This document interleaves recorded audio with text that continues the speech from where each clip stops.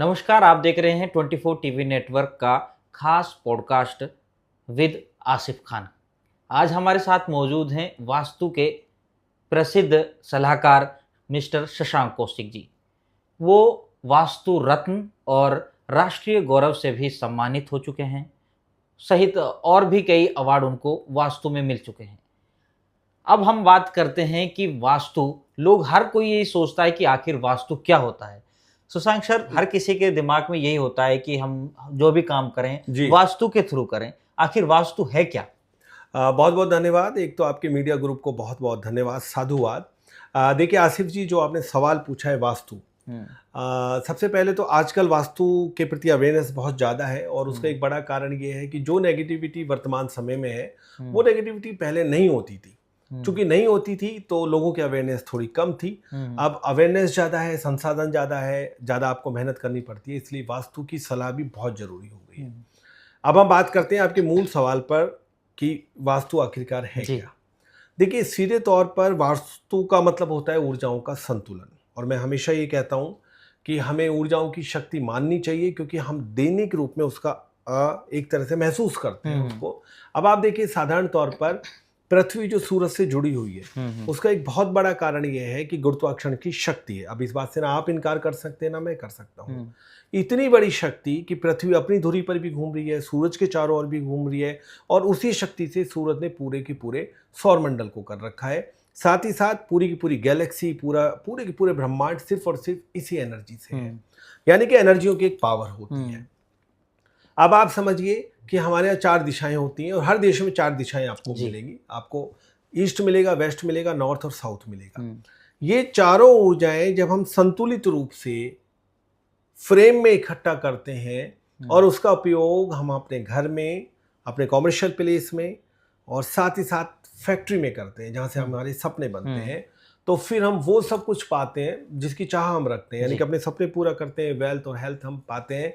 तो इतनी बड़ी शक्ति का कुछ भी अंश अगर हमारे पास आ जाए तो निश्चित रूप से हम अपने सपने पूरे कर पाएंगे। मैं थोड़ी देर पहले पढ़ रहा था कि आप भूमि सलाहकार भी हैं। जी। और आपने दिल्ली एनसीआर सहित देश विदेश में इस क्षेत्र में आपने नाम कमाया है। जी। तो इसके बारे में भी थोड़ा हमारे दर्शकों को बताएं कि भूमि के बारे में। देखिए, सबसे बड़ी चीज़ है कि जो वास्तु होता है वो मूलतः आप देखें धरती के ऊपर होता है। मैं हमेशा लोगों को कहता हूँ कि खासतौर से भारत पहले युद्ध क्षेत्र रहा था।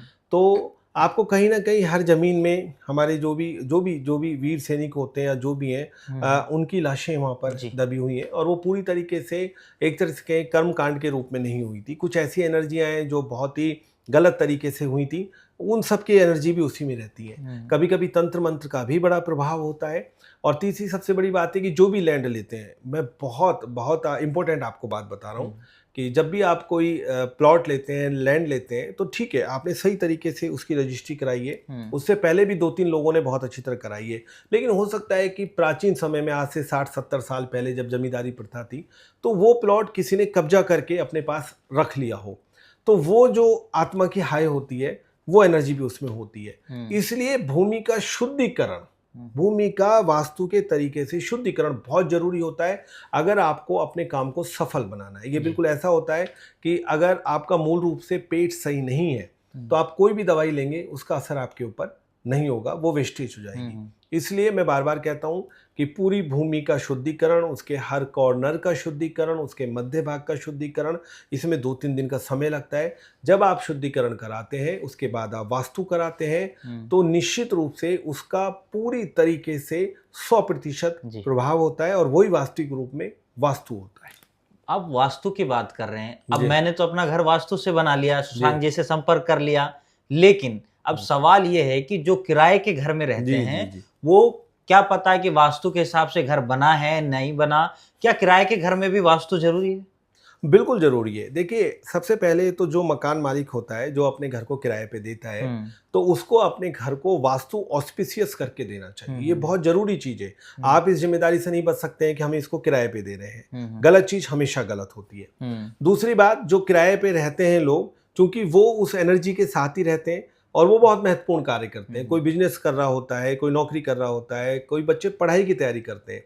आप कई बार देखते हैं किसी भी कमरे में आप जाते हैं जहाँ बच्चे पढ़ाई कर रहे हैं, माँ बाप उनको फ्लैट दिला देते हैं। माँ बापों की ड्यूटी होती है कि आप अपने बच्चों के साथ बहुत ज़्यादा सपने पूरा करके रखते हैं, बहुत ज़्यादा सपने पूरे करके रखते हैं। तो आप ऐसा फ्लैट लें जहाँ बच्चे का सही मन लगे, वहाँ की सारी दिशाएं अच्छी हों, ताकि वो प्राप्त कर सकें जिसके वो लिए गए हैं। तो जो आदमी किराए पे रहता है, चाहे स्टूडेंट हो या फिर वो कोई व्यापारी हो या फिर कोई नौकरी वाला हो, उसको अगर मकान मालिक ना करवा के दे तो उसको अपने घर को वास्तु के अनुसार करवाना चाहिए।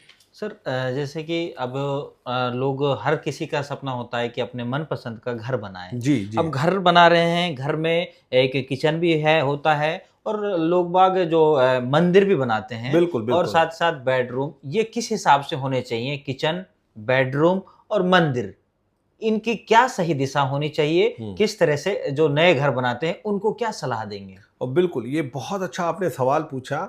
और मैं हमेशा ये कहता हूँ कि जब आप नया मकान बना रहे हैं, नए मकान में आप इतना पैसा लगाते हैं, एनर्जी अपनी लगाते हैं, अपनी महत्वाकांक्षा लगाते हैं, तो फिर थोड़ा सा ध्यान वास्तु की तरफ भी दें। अगर नया मकान बनाते समय, चाहे कॉमर्शियल प्लेस हो, फैक्ट्री, आपका मकान, उस समय आपने वास्तु का ध्यान दे लिया, तो फिर आपका पूरा का पूरा घर ना सिर्फ अच्छा रहेगा, उसमें रहने वाले लोग भी बहुत अच्छी तरह रहेंगे। तो करना क्या है कि एक मैं हमेशा लोगों को बोलता हूं कि अपने घर में नॉर्थ ईस्ट को जितना आप हल्का और ओपन रख सकते हैं, तो आपके 80% वास्तु दोष तो अपने आप ही पूरे हो जाएंगे। ठीक है। अब सिंपल तौर पे मैं आपको बात बताता हूं। आप नया घर बना रहे हैं तो इतना ध्यान रखें कि नॉर्थ ईस्ट को आप हल्का रखें। ठीक है। आपको कोई बोरिंग करवानी है तो नॉर्थ ईस्ट में रखें। ठीक है। उसको थोड़ा नीचे रखें, सामने वाली डायरेक्शन से। आपको किचन बनवानी है, साउथ ईस्ट सबसे बेस्ट डायरेक्शन है, यहाँ आप किचन बनाएं, और जो भी आपके इलेक्ट्रिकल इक्विपमेंट है वो वहां रखें। अब आता है उसके आगे वाला साउथ वेस्ट। साउथ वेस्ट में आप कोशिश करें कि जो घर का ऑनर है उसका वहां पर कमरा होना चाहिए। दूसरी महत्वपूर्ण बात कि वहां जितनी भी भारी चीजें, आपको सीढ़ियां चढ़वानी हो, आपको पानी की टंकी रखनी हो, और उसको थोड़ा सा ऊंचा करके रखें। ये 3 बातें। और जो आपका कौन आता है साउथ वेस्ट का, वहां पर आप टॉयलेट का निर्माण कर सकते हैं, आप स्टोर बना सकते हैं, या कहें कि जहाँ डिस्पैच का सामान है वो आप कर सकते हैं। ये हर घर में चीजें होती हैं। बस इतना भर है कि आप उसको व्यवस्थित तरीके से रखें। बीच का जो मध्य का केंद्र है, उस केंद्र में आपको जितना हो सके वहां पर कोई सामान नहीं रखना चाहिए। कहने का मतलब ये है कि आपके घर में, वास्तु कहता है कि आपके पास जो भी चीजें हैं, आप बस वास्तु के अनुसार उनको व्यवस्थित रख लें। चीजें नहीं हो ऐसा वास्तु नहीं कहता है। चीजें आपको हटानी है जो होनी चाहिए, ऐसा भी वास्तु नहीं कहता है। वास्तु सिर्फ ये कहता है कि आपको चीजें वास्तु के अनुसार व्यवस्थित करनी है। ये बिल्कुल ऐसा होता है कि अगर मैं आपके घर में घुस रहा हूँ, आपने घर में घुसते ही सोफा रख दिया तो मैं टकराऊंगा। आपने घर में, जहाँ से मैं जाता हूँ, आपने टीवी गलत डायरेक्शन में रख दिया, यानी कि मैं यहाँ पर बैठा हूँ, पीछे टीवी है तो मैं टीवी नहीं देख पाऊंगा। तो वास्तु ये कहता है कि सारी चीजें रखो, लेकिन सही डायरेक्शन में रखो। सही डायरेक्शन में होगा तो आपकी लाइफ की जो उन्नति है वो सही डायरेक्शन में जाएगी। आपकी लाइफ की में जो आप अचीवमेंट प्राप्त करना चाहते हैं वो सही डायरेक्शन में जाएगी। जैसे घर बनाते हैं, नए घर बनाते हैं, तो लोग जमीन देखते हैं, प्लॉट देखते हैं। क्या प्लॉट या खेत वास्तु के हिसाब से किस तरह से होना चाहिए कि जिसमें अपन सपनों का घर बनाते हैं? बिल्कुल। देखिए, एक बात तय है कि अगर आप व्यापारी हैं तो आप साउथ फेसिंग घर लें, बहुत अच्छा है। साउथ फेसिंग आपको बहुत पैसा देता है। और अगर आप नौकरी कर रहे हैं तो आप नॉर्थ फेसिंग और ईस्ट फेसिंग घर ले सकते हैं। मुख्य बात यह है कि मैं सब लोगों को बताना चाहता हूं, क्योंकि बहुत सारे लोग इसी बात को लेके कई बार भ्रम फैला देते हैं। देखिए, डायरेक्शन कोई भी बुरी नहीं होती है। मुख्य चीज क्या है कि आप उसमें वास्तु सही प्रकार से करें। यानी कि टॉयलेट का कहाँ निर्माण हो रहा है, किचन का कहाँ निर्माण होना है, और आपका खुद का रूम कहाँ पर हो, बस इन चीज़ों का ध्यान रखें तो डायरेक्शन कोई बुरी नहीं है। लेकिन फिर भी व्यापारियों के लिए अगर साउथ फेसिंग लेंगे बहुत अच्छा है, और जो लोग सामान्य तौर पे नौकरी करते हैं उनके लिए नॉर्थ और ईस्ट फेसिंग बहुत अच्छा है। सर, अब तो जैसे कि बहुत से भाई हैं जिन्होंने गलती कर दी, वास्तु दोष घर में है, तो उसका आसान तरीका, उसको सही करने का क्या हो सकता है? देखिए, एक बहुत बड़े भ्रम से मैं हमेशा अपने सेशंस में भी बोलता हूँ, और देश विदेश में जहाँ भी मेरी कंसल्टेंसी चलती है, मैं हमेशा लोगों को ये कहता हूँ कि वास्तु बहुत सहज और सरल है। बहुत इजी तरीके से वो आपको सही कर सकता है। भ्रम ना पालें, डरे नहीं। बस आपको जिस दिन ज्ञान हो गया कि वास्तु गलत है, फिर आपकी ड्यूटी बनती है कि आप वास्तु को सही करें। भगवान निष्ठुर नहीं है। भगवान तो बड़े से बड़े अपराध को भी क्षमा मांगने पर समाप्त कर देते हैं। तो आप भगवान से क्षमा मांगे कि हमने अनजाने में ये चीज कर ली, और उसके बाद फिर जो भी नॉर्थ ईस्ट में आपकी प्रॉब्लम है, साउथ ईस्ट में प्रॉब्लम है, साउथ वेस्ट में या साउथ ईस्ट में प्रॉब्लम है, उसको सॉल्व करने की कोशिश करें। और 99 प्रॉब्लम्स जो होती हैं, 99% प्रॉब्लम बिना भी किसी तोड़ फोड़ के सही हो जाती हैं। और जो रेमेडी भी होती है वो बहुत आसान होती है, आपके घर में मिल जाएगी या बाहर बाजार से मिल जाएगी। चीज़ें दो ही होनी चाहिए, आप उसके लिए क्षमा मांगें और भाव के साथ वो काम करें। फिर वो आपको कोई तोड़ फोड़ की ज़रूरत नहीं है, बस जिस दिन आपने जान लिया उसी दिन से आप अपना काम करना शुरू करें। तो ये तो हम बात कर रहे थे कि मतलब वास्तु के हिसाब से घर होना चाहिए और व्यवस्थित तरीके से घर में जो भी सामान है या फिर कोई भी कमरा हो या किचन हो या मंदिर हो, वास्तु के हिसाब से होगा तो कहीं ना कहीं आपका जीवन अच्छा चलता रहेगा। लेकिन अब मैं ये पूछना चाहता हूँ कि लोगों के मन में भ्रम रहता है कि यार वास्तु जो सलाहकार होते हैं उनकी बड़ी फीस होती है, तो मतलब वास्तु से सलाहकार से कैसे लोग संपर्क करें और उनसे मिलने का आसान तरीका क्या हो सकता है जो उनको अच्छी तरह से गाइड कर सके? देखिए, सामान्य तौर पर जब आप वास्तु फीस की बात करते हैं तो आपको ये देखना चाहिए कि आप जो भी मकान बना रहे हैं, कोई कॉमर्शियल प्लेस बना रहे हैं, फैक्ट्री बना रहे हैं, उसमें आप एक बड़ा पैसा खर्च करते हैं और बहुत ही प्रसन्नता के साथ आप पैसा खर्च करते हैं। तो ऐसे समय में अगर एक व्यक्ति, आप मकान में अच्छी तरह रहें, प्रसन्नतापूर्वक रहें, फैक्ट्री में है तो आपकी फैक्ट्री बहुत अच्छी तरह चले, कॉमर्शियल प्लेस है तो वहाँ से आपको रिजल्ट अच्छा मिले।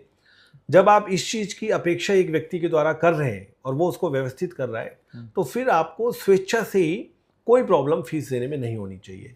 जहाँ तक सलाह की बात है तो जब भी आप देखते हैं, सुनते हैं और आपको बातें अच्छी लगती हैं तो आप उनके नंबर लेने की कोशिश करें, उनके चैनल्स पे जाने की कोशिश करें और हमेशा ये मान के चलें, जहाँ इतने प्रयास आप अपने किसी भी कंस्ट्रक्शन में करते हैं, उसको खरीदने से लेके, उसको बनाने से लेके, लोगों को मैनेज करने से लेके, उसमें बहुत सारे इक्विपमेंट डालने तक, तो फिर वहाँ आप वास्तु सलाह भी ले लें। वास्तु सलाह इसलिए ज़रूरी है क्योंकि वो सब चीज़ें आपको रिजल्ट दे सके, फैक्ट्री आपको पैसा दे सके, घर आपको शांति दे सके, कॉमर्शियल प्लेस आपको रेंट दे सके, आपकी ट्रेडिंग को बढ़ा सके, उसके लिए वास्तु अर्थात ऊर्जाओं का होना बहुत ज़रूरी है। बिल्कुल, ये थे हमारे साथ सुप्रसिद्ध वास्तु सलाहकार शशांक कौशिक जी, जो दिल्ली एनसीआर ही नहीं पूरे देश में मशहूर हैं, क्योंकि उन्होंने काफ़ी लोगों से, नेता हो गए, अधिकारी हो गए, सबको वास्तु सलाह दी है। अब मैं आपसे यही कहना चाहूँगी कि क्योंकि जो वार्ता हुई है वास्तु के हिसाब से घर होना चाहिए, ऑफिस होना चाहिए, ये चीज़ें बातें हो गई। अगर आपको अपना घर, ऑफिस या कोई भी बिजनेस संबंधित जो आप निर्माण कार्य कर रहे हैं, उससे संबंधित आपको अगर वास्तु की सलाह लेनी है तो आप जो नीचे नंबर चल रहे हैं उन पर संपर्क कर सकते हैं। आपके लिए अगर दिल्ली एनसीआर में हैं तो आपको घर द्वार पर ये वास्तु सलाहकार की सुविधा मिल जाएगी। अगर आप दिल्ली एनसीआर से दूर हैं तो जो नीचे नंबर चल रहे हैं आप उन पर संपर्क कर सकते हैं और वास्तु के हिसाब से अपना घर, ऑफिस और अन्य कार्य कर सकते हैं। आज के पॉडकास्ट में सिर्फ इतना ही। फिर अगले दिन मुलाकात होगी नई चर्चा के साथ, कुछ नए कंटेंट के साथ। तब तक के लिए मुझे दीजिए इजाज़त। नमस्कार। नमस्कार।